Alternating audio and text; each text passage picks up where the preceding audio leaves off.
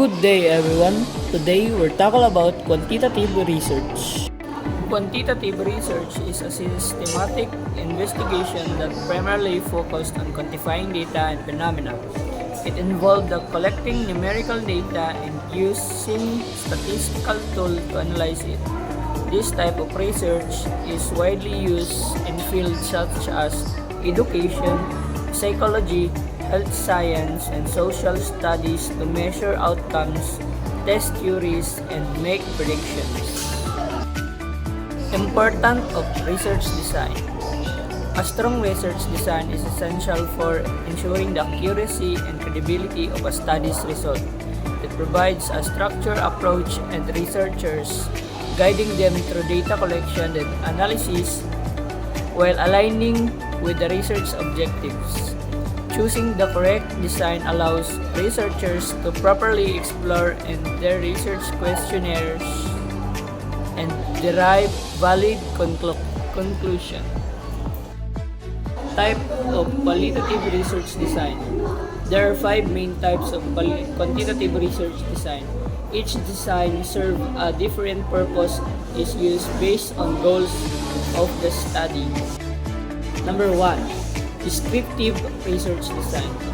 This design is used to describe characteristics or behaviors of a particular population. It does not involve manipulation of variables. For example, a survey conducted to identify students' study habits is formed from descriptive research. Number 2. Correlation research design. Correlation design examines the relationship between two or more variables, although it can show whether variables are related. It does not establish causality. An example would be studying the relationship between screen time and academic performance. Experimental research design. Experimental design is used to determine cause and effect relationship by manipulating an independent variable and observing its effect on a dependent variable. It often involves random assignment and control groups. For instance, testing a new technique method on one group and comparing it to a traditional method in other group. Number 4. Quasi-experimental design. This design is similar to experimental research but lacks random assignment. It is used when control over all variables is not possible.